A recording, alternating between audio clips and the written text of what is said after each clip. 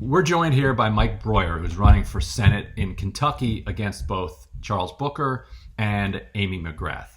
Now, you're a farmer where in Kentucky, and tell us where you're from.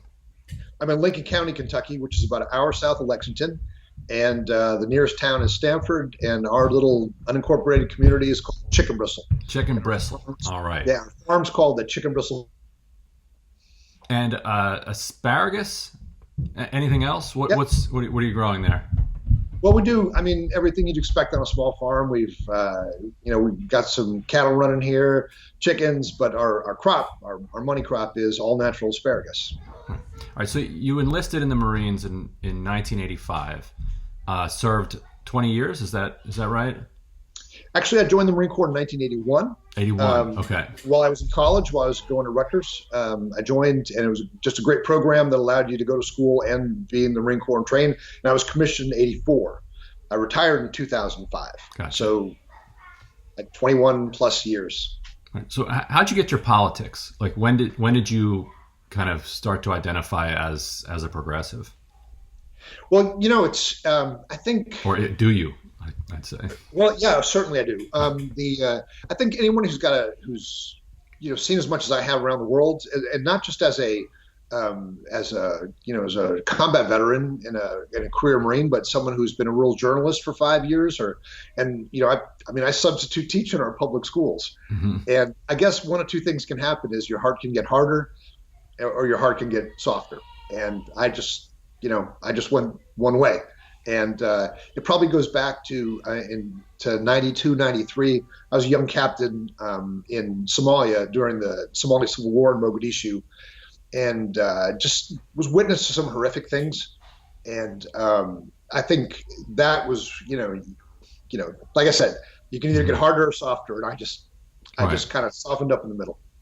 So one of the things that has me kind of looking at your race at this point is, now that you mention it with your coffee cup, the Kentucky Indivisible endorsement. I was kind of surprised to see that. You've been in the race since fairly early or mid 2019, kind of chugging along, a lot of local events.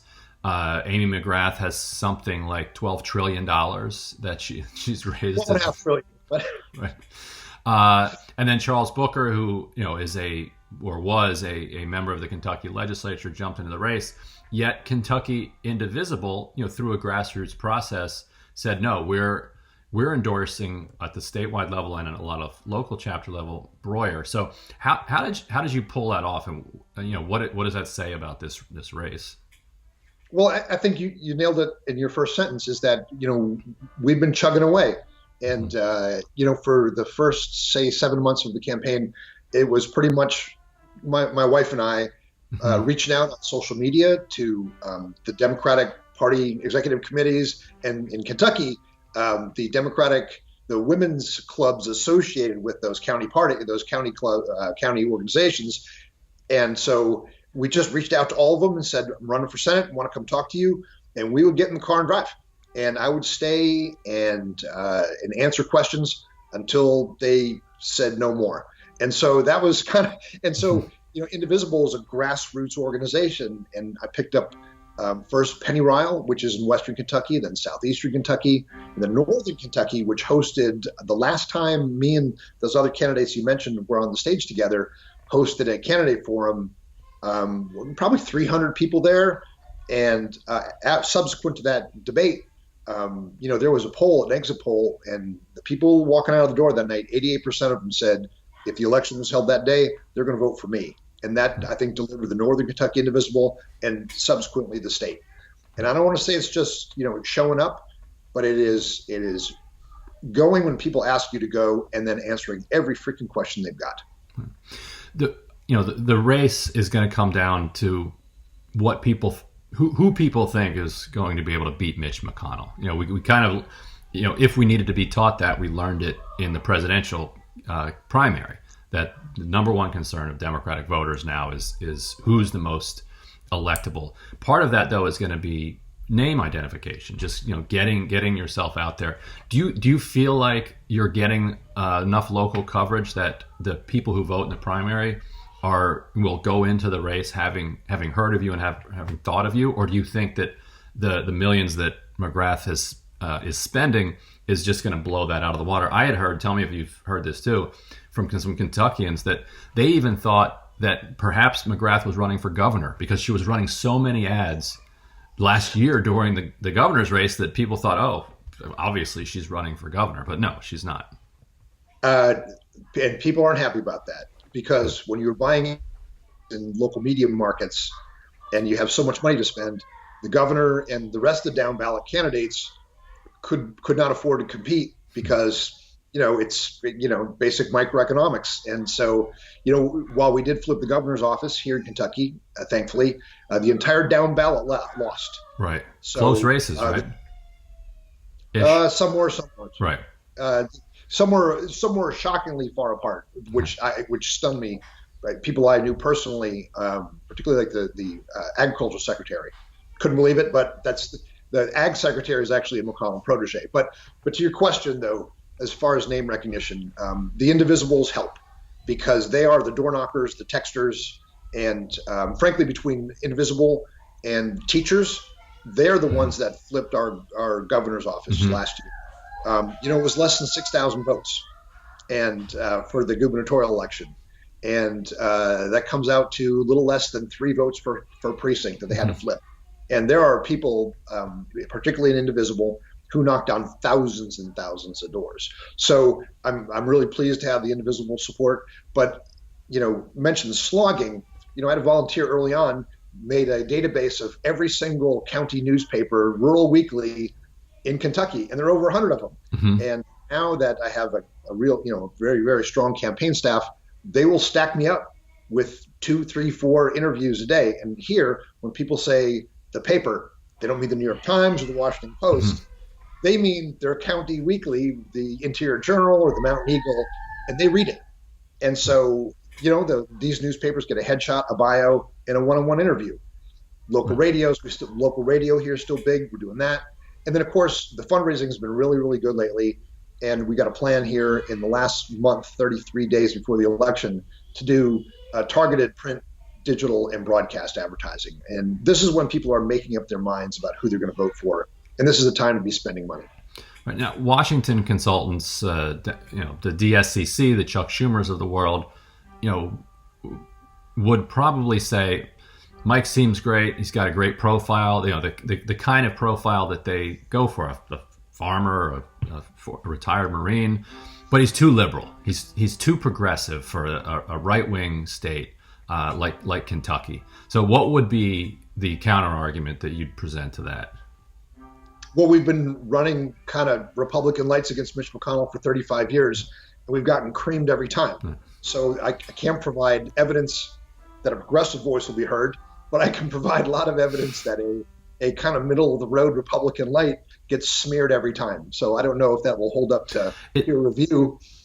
Is that penetrating to the electability voter? Like that indivisible endorsed you suggested to me that maybe a lot of these kind of core Democratic voters are starting to absorb that idea that the Alison Lonergan Grimes type of candidate who doesn't really offend anybody one way or the other.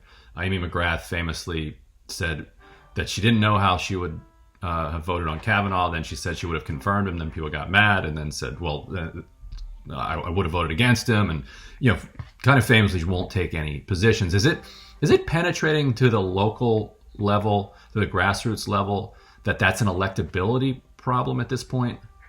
It is. And interesting that you give that example, because even people who disagree with me on some core issues, women's reproductive health, reproductive choice, guns, this is Kentucky. They will say, well, at least you're not lying to me. And admittedly, a low bar to selecting your next senator. But, people in Kentucky have got they got common sense, and they know when someone's, trying to tell them what they want to hear. And so this view that, Kentucky is just going to be this reactionary knee-jerk vote for the right isn't necessarily so. And I'm comfortable going and talking to farmers. And I am a farmer. I'm surrounded by farmers. I'm comfortable talking. neighbors and peers, and they're happy that someone's just not triangulating and trying to guess what they want to hear. So Andrew Yang. So the Rolling Stone reported this morning that he's coming in and he's endorsing you in the primary. Has he come up at all in conversations with voters? Like, are there kind of Yang gangers in Kentucky? How do you think that'll play? Oh yeah, the Yang gang is everywhere. He's touched including my son, who introduced me to Andrew Yang, and my son is just this wonderful, big-hearted kid, man. We have a granddaughter. He's not a kid. He's a big-hearted guy, and so Yang was like the first candidate that was not his parents' candidate, and so I called him up. I was like, "Hey, dude, what's with you and Andrew Yang?" And he just like, he just respects everyone. He respects life. He puts people first. And I was like, oh, that's cool, because the gist of my campaign, the core of my campaign is economic and social justice. And so I started looking at him, reading up on universal basic income, and and I had just a very fortunate series of events. I was contacted by my campaign manager, who was working for Yang, and when Yang closed his national campaign, they just started driving to Kentucky and showing up at my farm. It was, me and my wife are kind of private people, and one day we had 5 grown men living in our house that we never met before. And it got so bad that a neighbor drove a leaky Winnebago over here, and the poor last man in had to go sleep out in the Winnebago in the middle of winter. But they're incredible, and there are a lot of them. They're everywhere, and this Yang endorsement is monstrous. First of all, I think it's because it's validation. The things that he was talking about in the early days of his campaign, particularly universal basic, which might have seemed like an intellectual, economic discussion. This is interesting. Now people are talking about Congress right now. Right. They're discussing how big it is and how long it will last. So it's gone from being kind of like I said, an interesting exercise to like, we have to do this right now. And I think the second thing is the fundraising ability for my campaign. Mm-hmm. I mean, Yang built an incredible grassroots fundraising organization that raised, I think, $40 million from grassroots donations. And then, of course, the last thing is volunteers. I had a meet and greet like this, virtual meet and greet with some Yang folks the other day, and Indivisible group. But it got out through the Yang network. And next thing you know, there are people from California calling and saying, how do I help you? And so between Indivisible and the Yang gang, it just exponentially increases our grassroots ability and our fundraising. I also wanted to ask you about the Corona Mitch. There was you put out a controversial ad fairly recently that kind of re-nicknamed Mitch McConnell to Corona Mitch. What was the genesis of that, and what was the response to it? Well, I think the first thing I'll say is this: is that there's a lot of copy-paste comments appearing on social media that's like, where's Broihier getting all this money for these slick campaign ads? That ad was made by my campaign manager's 17-year-old brother in his basement. So I just find like that people are like, alleging that we're taking all this dark money to create these slick ads. But the bottom line is this: is that there's been a failure of leadership in Washington, absolute failure of leadership in Washington, and with McConnell. So the pandemic had just really begun to hit. Things were looking really, really grim. The first CARES Act had come out of the House, and McConnell took a 3-day weekend to come here to D.C. with Brett Kavanaugh, of all people, to hang out with this just completely unqualified federal judge that had been appointed last fall, a guy named Justin Walker, who was just moved to the Second Circuit Court, which is the second highest court, the D.C. your circuit court, right. The Court of Appeals. So this guy went from being unqualified by the ABA to being in the second most powerful court in the land, and that is what Mitch McConnell took time off of to come here to hang out with Kavanaugh and Walker. And so, blood on his hands, absolutely. The failure of leadership. And, even if we've got a rogue White House, McConnell has the president's ear, and he could say, "You need to buckle down. You need to, you need to use the Defense Production Act to produce the PPE." Now we're going back to early March, right? To produce the PPE, the equipment, the material, appoint a supply chain manager, get this stuff where it needs to be when it needs to be. Yeah, I still stand by that ad, and so I have Did to he tell respond? No, not at all. He's focusing on Amy McGrath, which is fine. A guy who was working for me early in my campaign said that this McConnell McGrath thing is going to be a murder suicide, and I'm willing to let them, burn each other out. But the nicknames with McConnell, the Moscow Mitch thing. I don't know if you're familiar with Fancy Farm, but it's it is the high water mark or low water mark in politics here in Kentucky. And the Moscow Mitch thing rattled him. I was there, and there were teachers and the individual people, and they literally blew him off the stage. And this guy who's known for being unflappable was fully flapped, if that's a word. I mean, yes. he was blown off the stage. And so, I think the Corona Mitch thing irked him. But on the other hand, it also, they got back to work. They passed the first CARES Act that came out of the House, and then subsequently been moving along. Can you draw a straight line between it? I will. Yeah. And so, last thing, a lot of people watching this, certainly to this point, will want to know a little bit more about your platform, which of course they can Google and find out. But tell us where you are on some of the marquee progressive issues: Green New Deal, Medicare for all, $15 minimum wage, that sort of thing. Yeah, if people go to my campaign website, MikeForKY.com, the issues page, what I did was, Ryan, when I started my campaign was there was no listening tour, there were no focus. My focus group consists of me and my wife out picking asparagus every day. That's to some extent. So, but there was no triangulation, trying to figure out where that sweet spot was. I just kind of put it all on the website, and and expected people to take shots at it, which is fine, but at least they know where I'm coming from. And so, running through, you talked about the Green New Deal. There's a lot of good in the Green New Deal. I'm not particularly taken with guaranteed jobs. I much prefer universal basic income. I prefer UBI over somehow finding jobs for people and tying them showing up to a payment. Right. I don't like it. So, and I don't call it a poison pill, but so I have a plan called Just Transition to a Green Economy.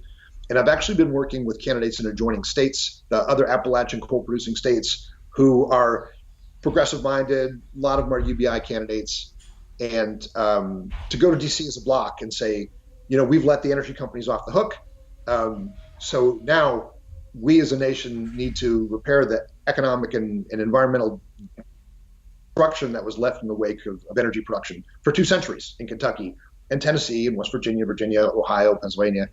And and that is based on infrastructure and installing solar, wind, reforestation, and open mining. So that's kind of, and what I like is that doing as a federal project, it pays either union scale or prevailing wage. There's good jobs. You got good infrastructure on the back end of it. And if you believe in climate change, which I do, you put a big dent in the carbon footprint of energy production in the country.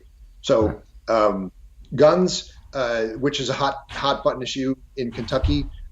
I'm really, really proud to be recognized as a gun sense candidate by Moms Demand Action. They're a very pragmatic group, universal background checks and red flag laws. That's all they're pushing here in Kentucky. And I'm 100% with them. And, those have overwhelming bipartisan support in both the House and Senate. These are not controversial issues. Women's reproductive health, Roe versus Wade was properly decided. I would not have voted to elevate Brett Kavanaugh to the Supreme Court. But and while that is considered controversial in Kentucky, back in August or September, the Courier-Journal, the largest newspaper in Kentucky out of Louisville, commissioned a survey, and they found out that it was well over 60% of all Kentuckians support women's reproductive choice. Right. And so while people may talk about it in public or talk about it in their friends to being against it, I think in their heart of hearts and probably in the voting booth, they support women's right to choose. So those are some of the big ones. The minimum wage, I think raising the minimum wage to $15 is kind of a half step. And it's fine, but in places like San Francisco, New York, and DC, it doesn't even come close. I don't even know if in San Francisco you can get a parking spot for $15 an hour. So, yeah. So largely why I become more focused on UBI than on minimum wage. But I surely would support raising the minimum wage. Okay. Well, Mike, thanks so much for taking some time today. I really appreciate it. Let's stay in touch throughout the rest of the campaign. Absolutely. Thank you for your time, and I appreciate you giving me this opportunity. Yeah, you got it. Of course. Thanks, Ryan.